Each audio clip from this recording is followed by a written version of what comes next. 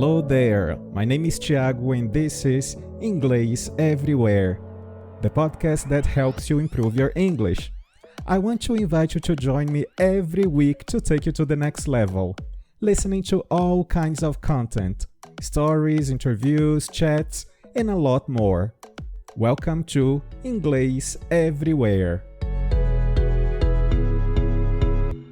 Sejam todos bem-vindos, meus caros ouvintes do Inglês Everywhere. No episódio de hoje eu trago mais uma biografia e dessa vez a seleção veio em função do noticiário mais recente. Tivemos recentemente a morte de Ruth Bader Ginsburg, que era a juíza da Suprema Corte dos Estados Unidos. Eu devo confessar que até então eu não sabia nada sobre a juíza, mas aí por conta das notícias, lendo bastante informação na internet, eu aprendi sobre a importância e relevância que ela teve na sociedade americana e que, de certa forma, acaba influenciando o mundo todo, diante da importância e da potência que são os Estados Unidos. Então, no episódio de hoje, a gente vai aprender bastante coisa aí sobre ela, algumas conquistas excepcionais no que diz respeito à questão de gênero, e dessa forma a gente tem a chance aí de ouvir um pouquinho de inglês e, além disso, aprender um pouco mais sobre essa personalidade. Caso você esteja chegando aqui no podcast através deste episódio, eu peço então que você siga o podcast Inglês Everywhere, seja qual for a plataforma que você esteja utilizando, e dessa forma você vai conseguir acompanhar aí todos os episódios novos lançados daqui para frente.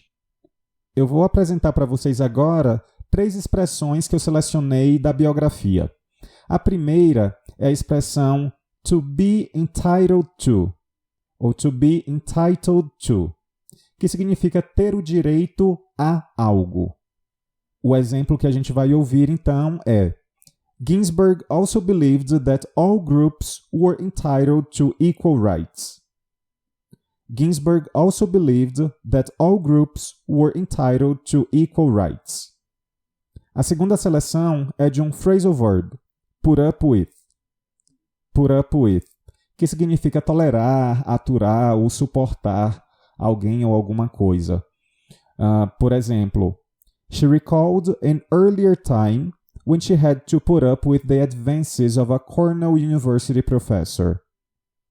She recalled an earlier time when she had to put up with the advances of a Cornell University professor. Por fim, a última palavra selecionada é backlash. Backlash, que significa reação negativa. Por exemplo, to survive a backlash. To survive a backlash. Vamos então aprender um pouco mais sobre Ruth Bader Ginsburg.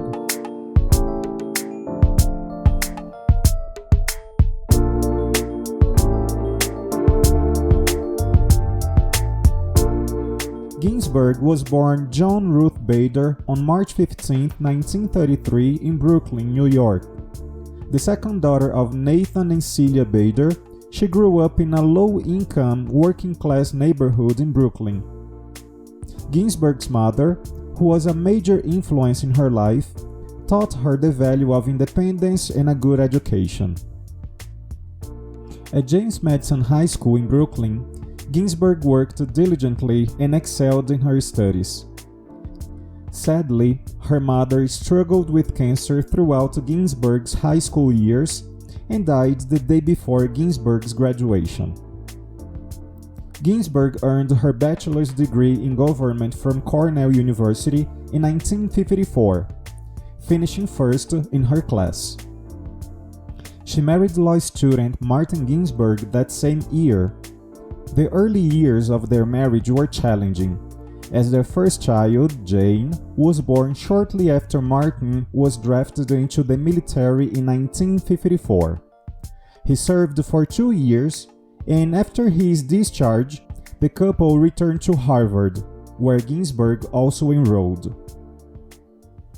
At Harvard, Ginsburg learned to balance life as a mother and her new role as a law student. She also encountered a very male-dominated hostile environment, with only 8 other females in her class of more than 500. The women were criticized by the law school's dean for taking the places of qualified males. But Ginsburg pressed on and excelled academically, eventually becoming the first female member of the prestigious Harvard Law Review. Then, another challenge.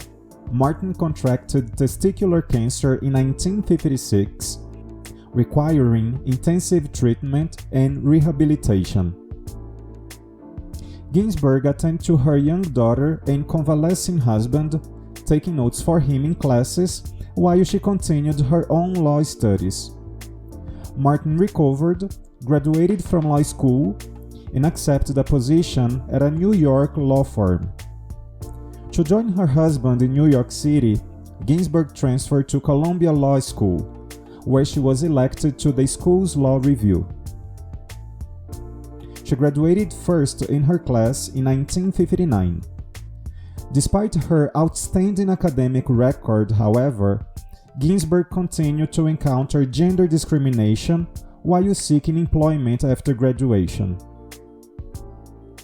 After working as a clerk for U.S. District Judge Edmund L. Palmieri, Ginsburg taught at Rutgers University Law School and at Columbia, where she became the school's first female tenured professor.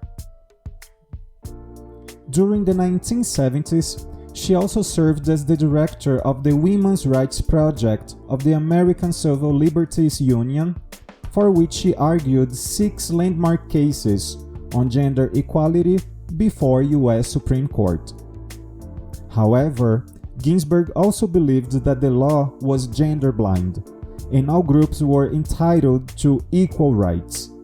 One of the 5 cases she won before the Supreme Court involved a portion of the Social Security Act that favored women over men because it granted certain benefits to widows but not widowers. So the effort was to treat people as people and to treat workers as workers, not male workers who are treated as the breadwinner who counts, and female workers who are a lesser breed. Then occupations. There were so many that were off limits to women. Firefighting, policing. Think of how many women were on the bench at the start of the 70s, precious few. So the effort was to change all the laws that differentiated arbitrarily on the basis of gender, so that women would have the opportunity to pursue their talents, whatever those talents might be, and to face no artificial barriers. So the law books in the states and the U.S. Code were changed in the span of 10 years to eliminate the gender-based differentials that once cluttered them. In 1980, President Carter appointed Ginsburg to the U.S. Court of Appeals for the District of Columbia. She served there until she was appointed to the U.S. Supreme Court in 1993 by President Clinton, selected to fill the seat vacated by just Byron White. President Clinton wanted a replacement with the intellect and political skills to deal with the more conservative members of the court. The Senate Judiciary Committee hearings were unusually friendly, despite frustration expressed by some senators over Ginsburg's evasive answers to hypothetical situations. Several expressed concern over how she could transition from social advocate to Supreme Court justice. In the end, she was easily confirmed by the Senate. As a judge, Ginsburg favored caution, moderation, and restraint. She was considered part of the Supreme Court's moderate liberal bloc, presenting a strong voice in favor of gender equality, the rights of workers, and the separation of church and state. In 1996, Ginsburg wrote the Supreme Court's landmark decision in United States versus Virginia, which held that the state-supported Virginia Military Institute could not refuse to admit women. In 1999, she won the American Bar Association's Thurgood Marshall Award for the contributions to gender equality and civil rights. Despite her reputation for restrained writing, she gathered considerable attention for her dissenting opinion in the case of Bush versus Gore, which effectively decided the 2000 presidential election between George W. Bush and Al Gore. Objecting to the court's majority opinion favoring Bush, Ginsburg deliberately and subtly concluded her decision with the words, "I dissent," a significant departure from the tradition of including the adverb respectfully. On June 27, 2010, Ginsburg's husband died of cancer. She described Martin as her biggest booster and, quote, "the only young man I dated who cared that I had a brain." Married for 56 years, the relationship between Ginsburg and Martin was said to differ from the norm. Martin was sociable, loved to entertain, and tell jokes, while Ginsburg was serious, reserved, and shy. Martin explained why they had a happy marriage. Quote, "My wife doesn't give me any advice about cooking, and I don't give her any advice about the law." A day after her husband's death, she was at work on the court for the last day of the 2010 term. On June 26th, the Supreme Court handed down its second historic decision in as many days, with a 5-4 majority ruling in Obergefell versus Hodges that made same-sex marriage legal in all 50 states. Ginsburg is considered to have been instrumental in the decision, having shown public support for the idea in past years by officiating same-sex marriages and by challenging arguments against it during the early proceedings of the case. When I was young, people who were gay did not say who they were. They would disguise what they were.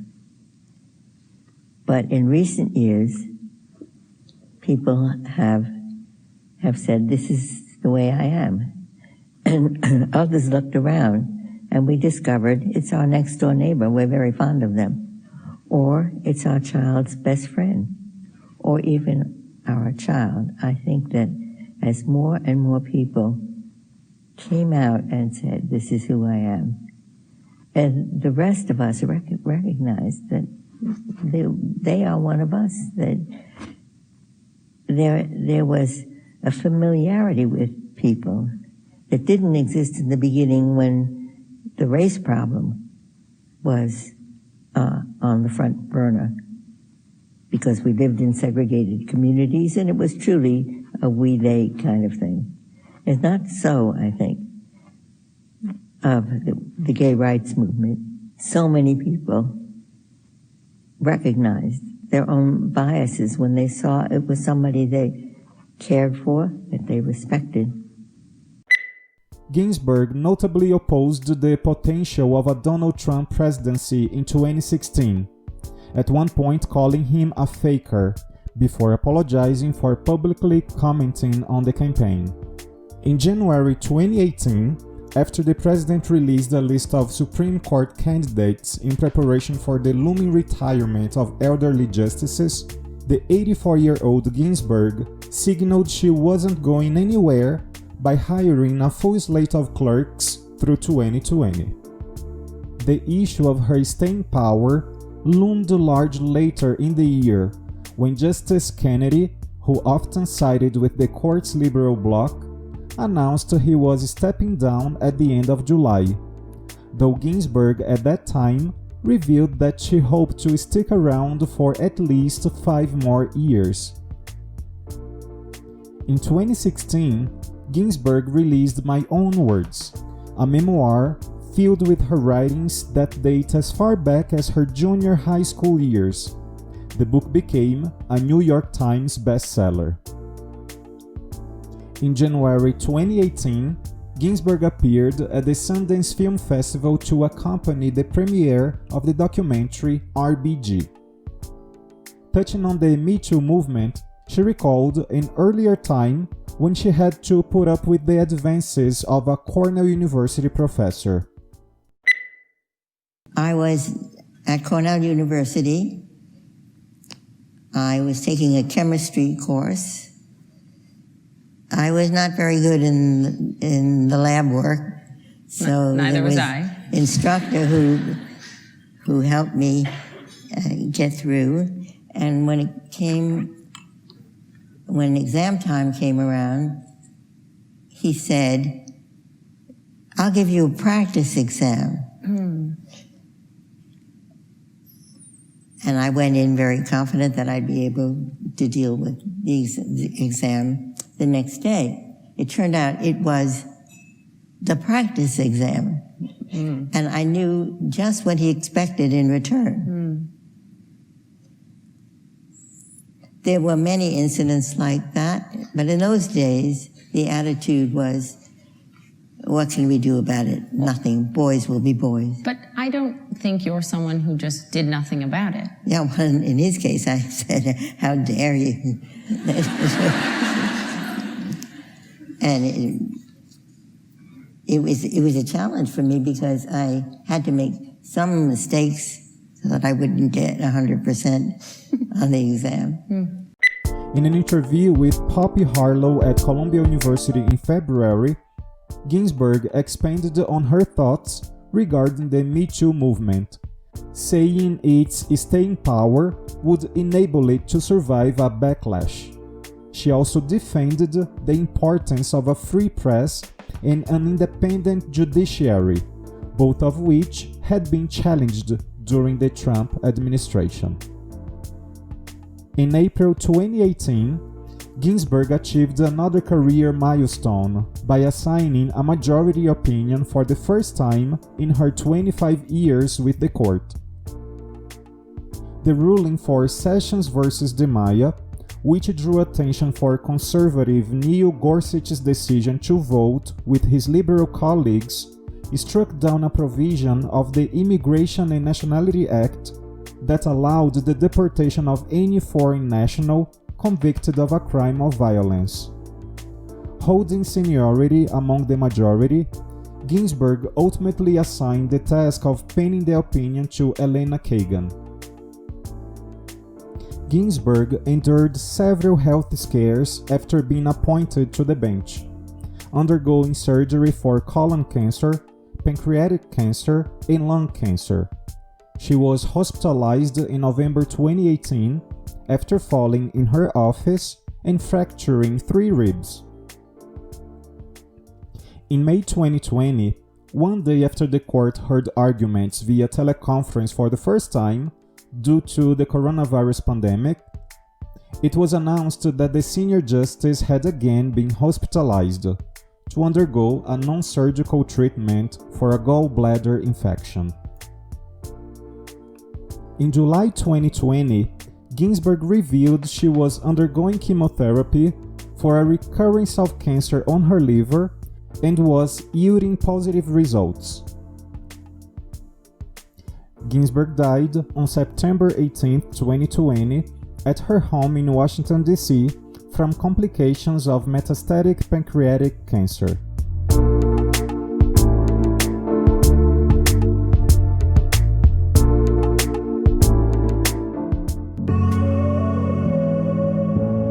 Thanks for listening. You can send me suggestions on Twitter, Instagram, or by voice message. Also, follow us on your favorite streaming platform to check out for the next episode. On ingleseverywherepodcast.wordpress.com, you can have some further information about our show episodes, including transcripts. See ya!